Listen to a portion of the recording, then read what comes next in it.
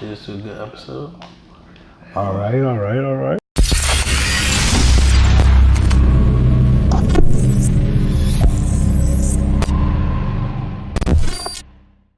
Mic check, 1 2 1 2 1 2 1 2 1 2. All right, say something. Mic check. 1, 2, 3, 4, 5. What's good, y'all? Welcome to the first episode of the Transplant, featuring me, your boy Chin. As a lot of y'all might know, I left the DMV area some time ago, came to Houston. So now I'm giving you guys a little glimpse into what I get to see here, how I get to live, moving from one, culture bed to another culture bed for real. Yeah. So, and today my journey brings me to this wonderful gentleman right here to my right. Go ahead and plug yourself. Yes, y'all. So my name is Keandre Jordan. I'm from Alabama. I've been here in Houston for about 4.5 years. I'm an engineer, working in the refinery down wet. A black engineer. Yeah, black engineer. I'm telling all my business way down in the southern metropolitan area in the refinery. So been in Houston, like I say, for 4.5 years. Definitely love it. Culture is amazing. Black culture is amazing.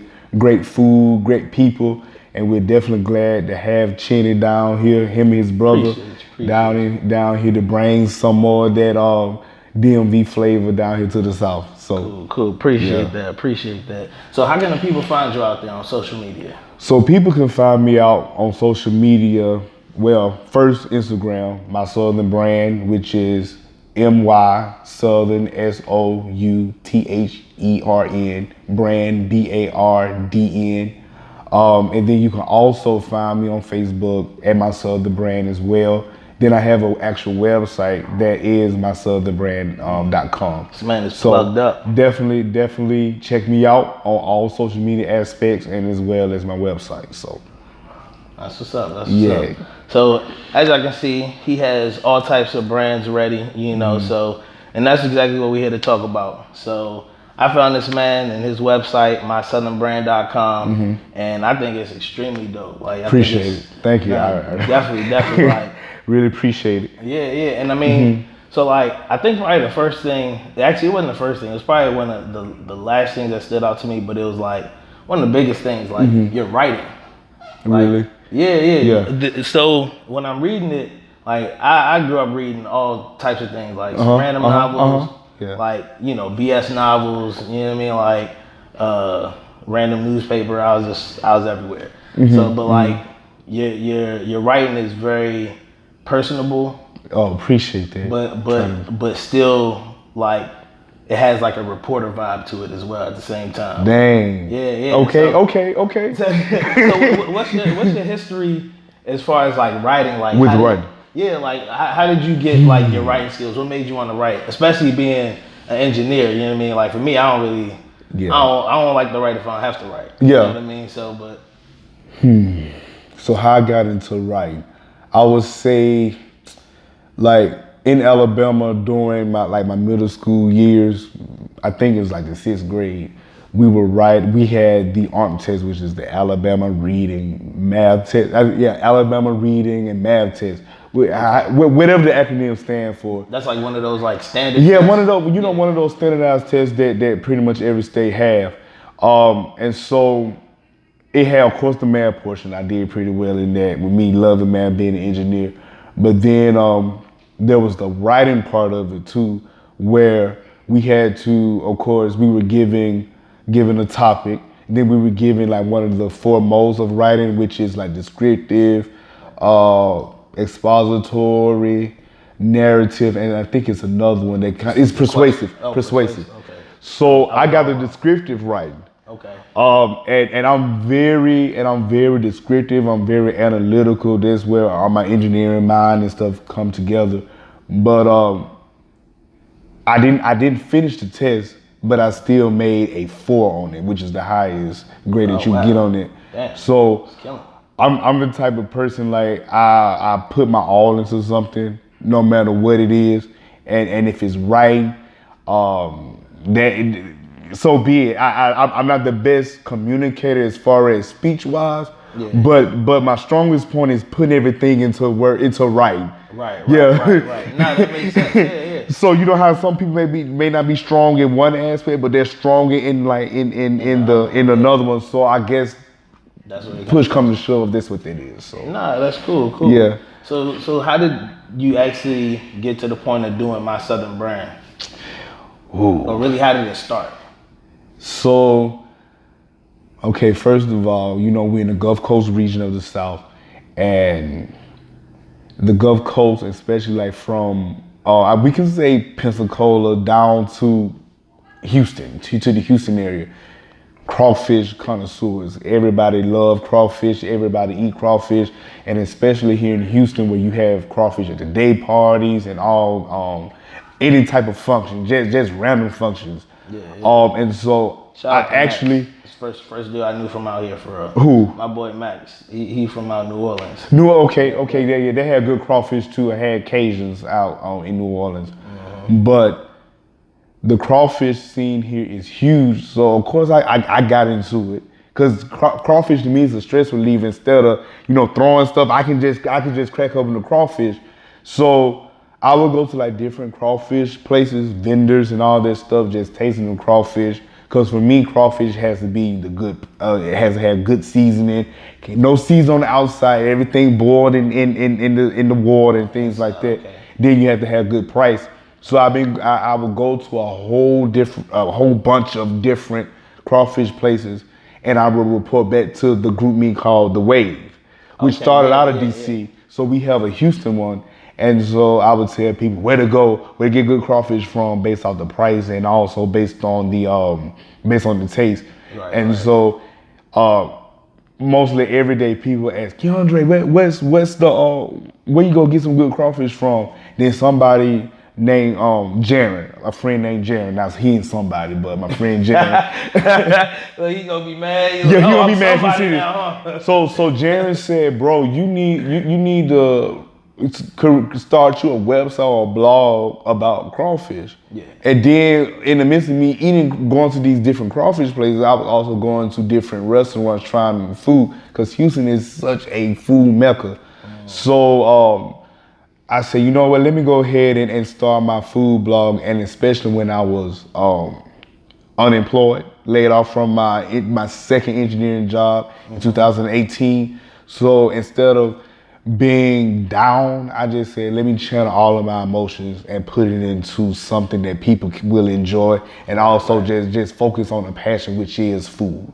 So that's how My Southern Brand came about. So no, that's cool. Yeah. That's cool. See, and as you see, one of my passions is food too. Yeah. You know what I mean? So I mean, look, your Instagram is pretty lit as far as like you just finding new spots and then posting. You take all the pictures yourself? Yeah, I take all the pictures. I just use my little iPhone X. It's on the counter. Just take it. I finally know how to use portrait mode. Just trying to find different angles, take the picture stuff, and then there we go. Oh, that's real. So do you only look for like crawfish or like Southern cuisine, or do you really try to get to any type of restaurant, just try to any type of food? Mm-hmm. Like. So of course crawfish has its season, right? And I didn't know that actually. I said like I did. But yeah. You're from up north, so crawfish season normally starts. I would say the bulk of crawfish season, forgive me if I'm wrong, it goes from like February to about Mayish. But then some people actually have crawfish like a little bit like that window between Thanksgiving and Christmas. You'll find, but they be real tiny. Then some people have like frozen crawfish, or if you do find like live crawfish, then it's more expensive. So like during this time, because it's not crawfish season, for real, it's kind of pre-season. I just really look for just different restaurants that I can try within the minority community. Because I know that the minority cuisines are what Houston is really known for, especially the black community, because Houston is really big on, especially in the black community and a little bit of the white community. I really don't focus on the white community, but the black community is very big on Creole food, Cajun food because of the cultural ties that Houston has to Louisiana. Right. So within the black community, where the American black community is mostly Creole, and then I do focus on the black community as a whole. So I go to Nigeria. I've gone to Nigerian restaurants. I've gone to Ghanaian restaurant. I've gone to different Caribbean restaurants. So I just drive down Houston. That's the beauty about Houston. You just drive down the streets, any street, and you find like a gem. It's like, okay, well, this look good. Let me figure out how the food tastes. And if it's good, of course, I'm gonna write about it. If it's not good, I'm not even gonna waste my time writing about it. But really, my focus is on minority-owned restaurants, but really a bigger focus on black-owned restaurants, because I feel like people take away from our culture and capitalize off of it, but we don't do it. But everybody know that our food is the shit. Right. No, Excuse me for that, because hey, I don't know who's gonna watch it. This is the internet. You can say whatever you want. Yeah. Nah, but so one thing I'm gonna ask. So before you actually started like doing it officially, how jumping was your Yelp account? Would you like? I ain't had no Yelp account. Oh really? I ain't had no Yelp account. I guess because I'm passionate and I'm honest and I'm genuine, people really value my opinion. That makes sense. And then because like, you know, I mean, it's a good stereotype, but because I'm from what they call like the real South, because I feel like Houston's real South too, but because I'm from like the deep South, people think that I know what I'm talking about when it comes to food. Because you know Alabama is known for good food as well. Right. So I never had a Yelp account.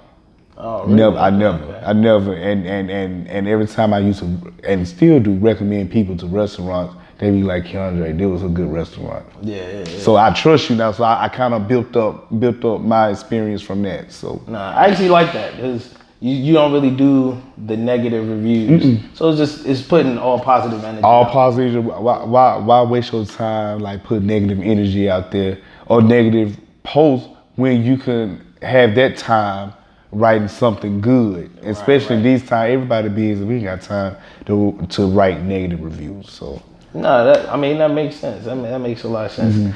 I mean, that kind of segues to you actually. So the website is really when I kind of looked at it like 3 different blogs kind of coming in. Yeah. Is that kind of okay? So tell me about the sitting on the porch portion. Okay, so my Southern brand, as y'all can probably tell, I'm all over the place. But I do have a focus. So my Southern brand is pretty much, it is a food website. I would say right now probably about 70% of it is food. But I do, my intention were to add like things that were aside from food, but they were still connected to food a little bit as far as our emotions, and then as well as things that are going on in Houston. And so Sit on the Porch is pretty much a section of my Southern brand that focuses on different emotions, different, not events, but different, I would say, things that are going on in the world as far as like masculine toxicity. I think that's how you know I'm all the tongue twisted, but we know what you're saying. TOXICITY. That's a scholar, ladies and gentlemen. Yeah, I get tongue tied, but and also like men's health. We really don't talk about like our emotions because especially as a black male, we're told that we don't need to show our emotions because that deem us weak, and because of that has created this pathology where a lot of our men become abusive and things like that, join gangs because we're not allowed to feel, Right. And so because I had gone through depression as a result of losing 15 family members in the past 8 years, going through 4 layoffs since I've been here in Houston. Who gonna be sane? You know what I'm saying? Who gonna be sane going through all of that? So some depression, and I'm still getting out of it. That depression was real, so I was like, you know what? Let me also, besides writing food reviews, also write some good stuff. Well, write how I feel, but then have a happy ending to it, and then post it on the blog, because somebody could also be going through the same thing, and they need to know how to get through it from somebody who's just like them, from a regular person that they can really get connected with. Because I'm easy to get connected to. I like connecting with people. So this way, really sit on the porch is just sharing my issues with the world, helping them out as they look at the good food reviews. Yeah. As they look at it. No. But you know, that's probably one of the dopest parts of the website for me, because I mean, I think everybody at some point in their life, if you have gone through something, you're gonna hit a depressive joint, or if you haven't gone through nothing, it's probably yet to come. So and it's really just kind of about how long it lasts, and you know what I mean, what's triggering it. Like you had a whole bunch of different events trigger yours, you know what I mean? So, and like I've definitely been through my depressive bouts, you know what I mean? So so, and that's why I think that kind of spoke to me a lot. So, and even with the podcast, like we sponsor the AFSP, that's American Foundation for Suicide Prevention. So we sponsor the walk in DC because, you know what I mean, like you said, it's a big issue in the Black community now. So, and it's good, you know, it's kind of coming to light now, so people can kind of get help. And I think that for me, I think the best help is therapy. You know what I mean? Like, I got it. Because I mean, people are real quick to put you on all these meds and do all that stuff, but in reality, a lot of times you just need somebody to be like, you know what, you're not crazy.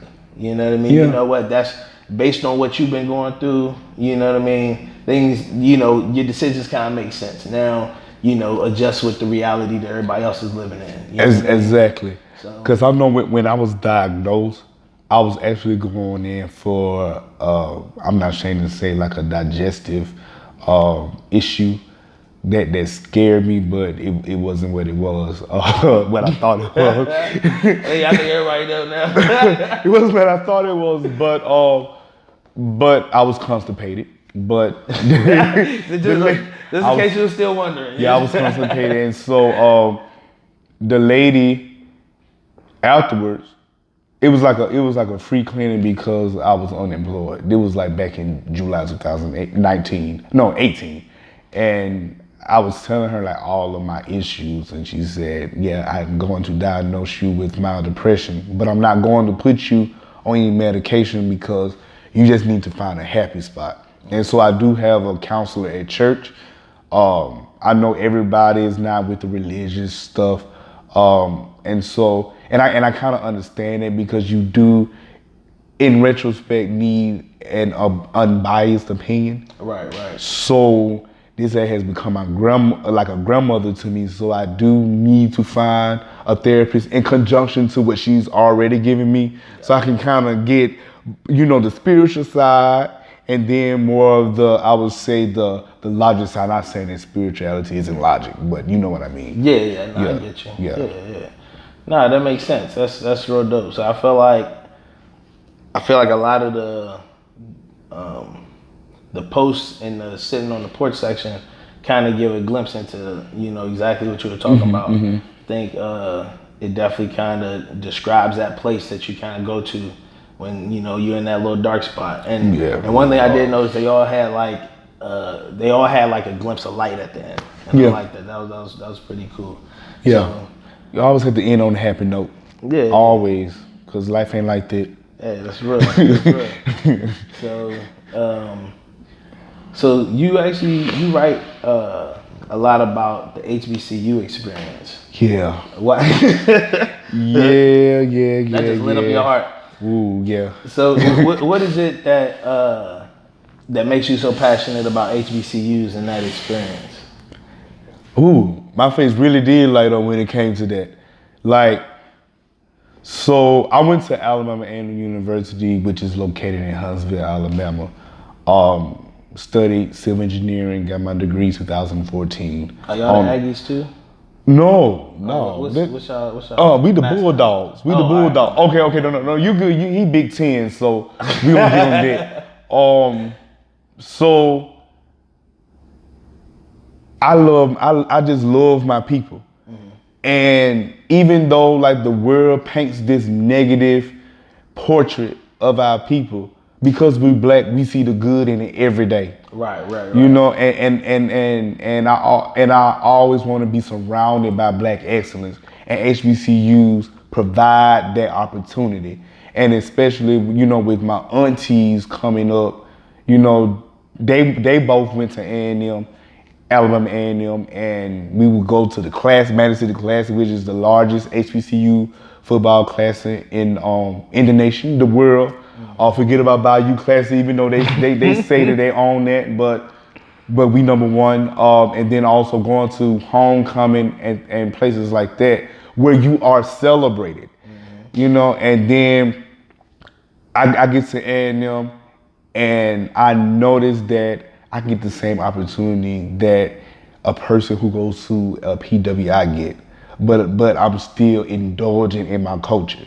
I'm still helping to keep our culture alive, because the intent of the HBCUs back in the day were for a safe educational haven for blacks, because blacks back in those times could not get into white colleges.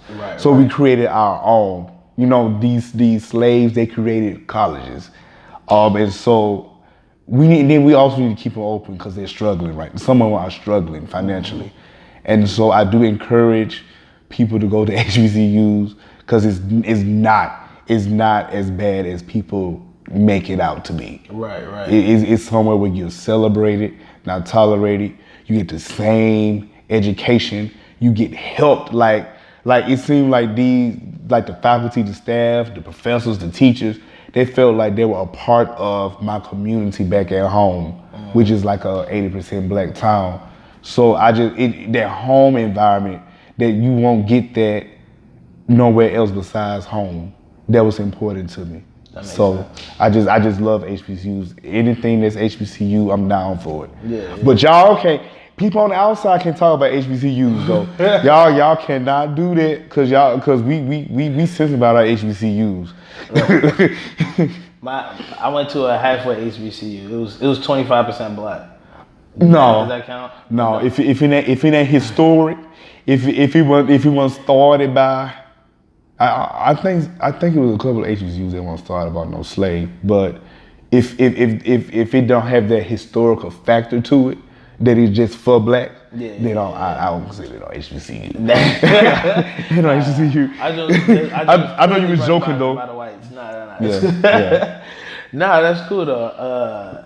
It's funny that you say that, because I feel like that's the same way that that's almost like verbatim what people will say anytime I meet people that go to Africa and cities there for the first time, especially black people, and they go there and they're like, you know what, it's good to be amongst my people and see my people actually, like, you know, in all the positions in the society and still making things run. You know what I mean? It gives you a sense of pride. You know what I mean? It does. Nah, that's definitely. It does. Yeah. It's especially when they talk bad about you, but you sit up there in the same job with them, and people don't realize that when companies want diversity, they're gonna go to a HBCU. Yeah. Like I used to work at Chevron back here in downtown. They have different pipelines to HBCUs, like Southern University, FAMU, Tuskegee, Prairie View here in Houston. I think Texas Southern, but they're not really big on engineering like Prairie View and the other schools are. But when these companies want diversity, they're going to go look for the best at these HBCUs, and people don't understand that concept. Nah, so I'm here to tell them this. Why I put it on the blog. Yeah. So that's dope. Yeah. So you was before we were actually talking about the Alabama Clemson game, and you had a really interesting opinion because you from Alabama, so I expected you to really be upset. You know, I wanted you to break down into tears and and tell me how Nick Saban is still the best. But instead, I guess share with the people like what your opinion on that whole NCAA thing is. Folks gonna come from my head, I already know. But like I was telling Chenny, it's just black folks, we gonna protest something. We gonna protest some stuff. Like whether it's H&M for when H&M called the little boy, like put the little best monkey or something in the jungle. Right. We boycotted them for a little bit.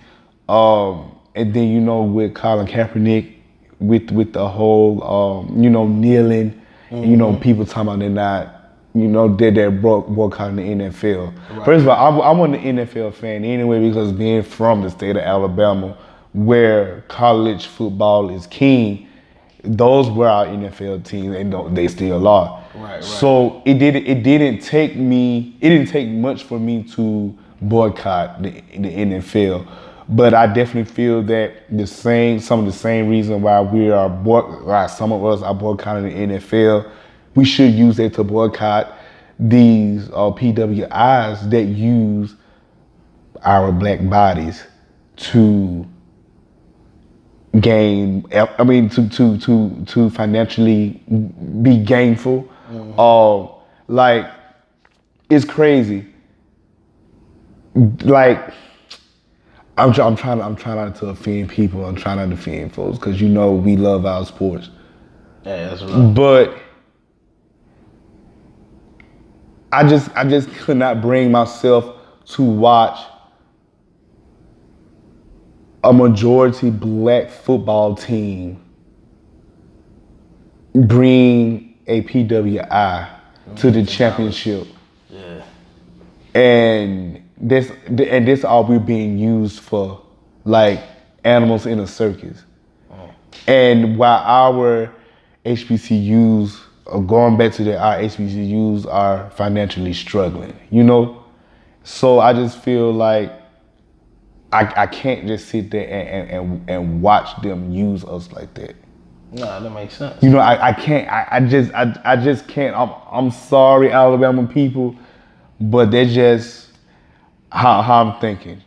We can't compartmentalize stuff according to our personal feelings. But if you gonna boycott one, or if you feel some type of way about one, you have to kind of do it all across the board. Right. All across the board. You can't pick and choose, because then you look like a hypocrite. Yeah, nah, that's right. Yeah. So Alabama fans shouldn't be mad. I mean, yeah, they should be, because I showed them watching. They should be mad about that loss though. I definitely watched it. And then they took such an L, but now they win all the time though. Yeah, that's true. They win all the time, and that's why a lot of people are against them, because they win so much. So I mean, I'm not offended because I'm from the area. I'm from Utah, where I was raised in Utah, but I was born in Tuscaloosa. So I have extreme ties to Tuscaloosa. Right. So, I mean, I'm around that all the time. Like, it is what it is. I'm in Houston now. I don't care. I really don't care. I ain't around it no more, but I used to be around all the time. But I don't care no more. Cool. Yeah. So coming out to Houston, what would you say? Well, I would I guess deem you a crawfish connoisseur. So, in your opinion, what is the best crawfish spot out here? Ooh, I got 4 or 5. Oh, okay. Crawfish place. So one, my favorite one. So I moved down 288. Oh, if y'all know what it is, south of Houston. I was going to like this hoodish area, what people call it the hood. It don't look hood to me. To get a do-rag and get some beer stuff. Do hood shit. get some beer stuff. And then I turned the corner. I said, they look like a crawfish emblem on this food truck, and behold, it was. I went there. And the good thing about crawfish places, they're gonna always let you sample it. Okay. They're gonna always let you sample. They're gonna give you about 1 to 10 just a sample. And when I sampled that crawfish, it was good. His name is J Bond. So it's J apostrophe BONTX. He's on Instagram. Like one of the nicest people you'll ever meet. His crawfish is really good. And it is $3. No, so you get 3 pounds for $15. Oh. And then I don't. Yeah, they don't come with corn and potatoes, but you have to get your corn, potatoes, and sausage on the side. Okay. He also have crab legs. They're good, but his crawfish are the best I had. Then Bayou Brothers down on Westheimer. If you're in Houston, down Westheimer and Highway 6, they're pretty good. Their prices kind of fluctuate a lot. Then there's this place. And the first two are black owned. Then there's this white owned place that I actually like. I really like, called Boys. So you had to cross over. Yeah. I'm not racist, but I'm just all about minorities at this point. But it's called Boyd's One Stop. Occasion One Stop is down in Texas City on the southeast side on Galveston Bay. Their crawfish is pretty good, and they're the cheapest I done had, like $2 a pound. So, those are like my top 3 right off the bat. Okay. But I do have a top 5, but I'm just gonna do my top 3 for the day. This is my top 3 for the day. Yeah. Just a little sample for the people. Yeah, just a little sample, cause I'm gonna have a series coming out called My Crawfish Brand. Okay. That is going to have it's going to prepare the folks for crawfish season. Oh. Yeah, it's going to prepare them. Okay. Yeah. So, all right. So the name of the blog, the name of the website is My Southern Brand. Tell me, because I run into people who will get mad for either one of these words or the other. Some people both.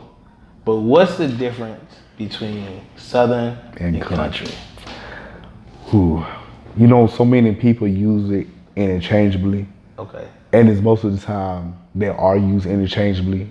And I do it a lot of times too. Yeah. But Southern and country, they are different. So first and foremost, Southern represents the region, right? Mm-hmm. So the South, the Southern United States, which includes, Alabama, Georgia, most of Texas, Louisiana, and other states that we know make the South. Wait, all of Texas can't be the South?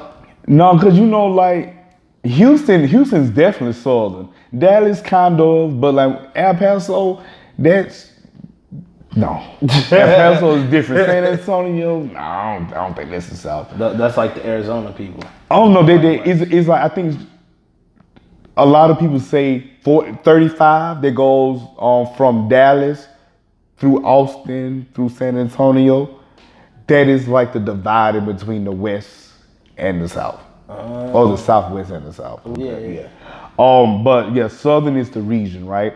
And so also Southern is like the umbrella that includes like the different subsets of Southern culture, which include country, redneck, hillbilly, and other subsets. And it's also a way of life too. So think of Southern as being and I said so Southern too. I can't even pronounce it correct. So I say so Southern is like look at it as like the bougie cousin of country.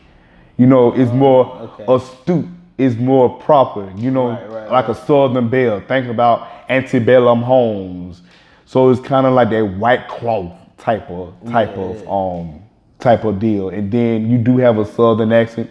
Everybody in the South who's originated from the South, well, most of everybody has a Southern accent, drawl or twang, whatever you want to call it.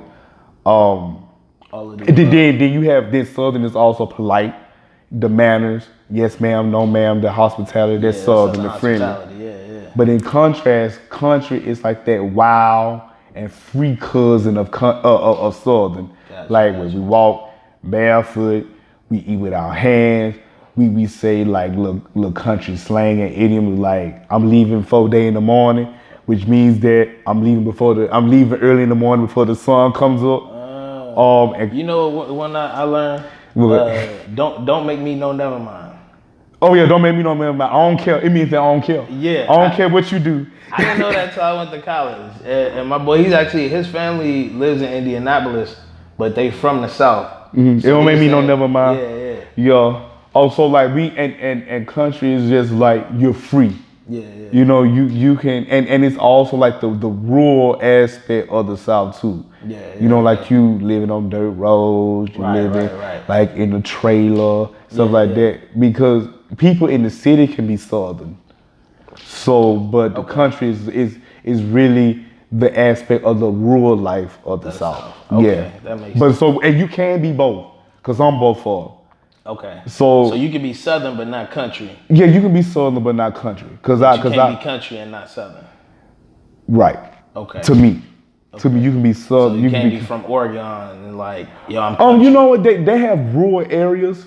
They have rural areas everywhere. Yeah. But I definitely feel like a lot of things, like stuff just originate from the South. You know? Gotcha. It's just crazy. But as far as like what America or the world knows about country, is just in the South. You know, the true country stuff. Because we can go to the rural or the country areas in New York and it'd be like, oh, y'all don't talk proper. Right.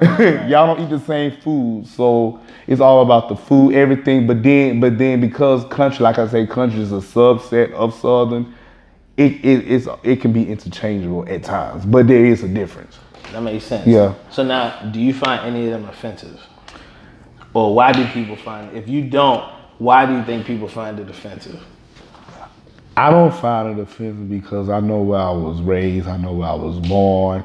I know how I was raised, which was country, especially. And then raising it's the projects, but it wasn't like the projects that you see like in the show enough urban areas. Yeah. But I think people may get offended by it because society just put so much negative connotation to a word, to an innocent word. And then when you look at the terminology, when you look at what society has painted as country, it don't look good. You know, you may have somebody in a straw hat with a straw coming out their mouth, buck teeth, and then no shoes on. You may see them chase behind chickens. And then they kind of get into like what folks call rednecks or hillbillies, which are way more insulting than being called country. So it's just me. I can get offended by something that's me, you know, and that makes me different too, you know. So yeah, because when you own it, it's like you might as well own it. So I'm small. Can't nobody take that away from my heart or my mind. So I'm just me. Hey, that's real. Yeah. Man, I definitely appreciate you coming through. I appreciate it. Yeah, definitely let the people know where they can find you. Let them know all your social media. So again, it's my Southern brand. So you can find me on Instagram, my Southern brand, at my Southern brand. Then Facebook, my Southern brand. Then of course the website, www.mysouthernbrand.com. Definitely. You know, if you're coming into Houston, like, because so many people coming to Houston now, especially with the word getting out there about it. So definitely, when you come to Houston and you need a food guide, definitely look at my website because I am getting all of the foods like that Big Mama make, you know, the close to authentic Chinese or close to authentic Ethiopian or Afghan or Jordanian I can get. So definitely look out for it when you come to Houston. No, definitely, that's dope. So thank you guys for tuning in. You know, this is the first episode of the Transplant. I hope you guys like it. We got more dope interviews, more great personalities coming up. And until then. And one more thing. So I do want to shout out my Black Engineer t-shirt. So it came from my friend Eric. Okay. Him and his two first cousins, they came together and they have a venture called Granny's Grandchildren, where they have like Black nurses t-shirt, Black lawyers, Black entrepreneurs, and also Unapologetically Black. Okay. So you can find them on Instagram at Granny's Children. No, at Granny's Children, or of course, type it into Google into the search engine and it will come up. Great T-shirts. Okay, so perfect. Definitely want that to shout is him dope. out. Yeah. Cool. So that's it for now. Until then, y'all stay solid.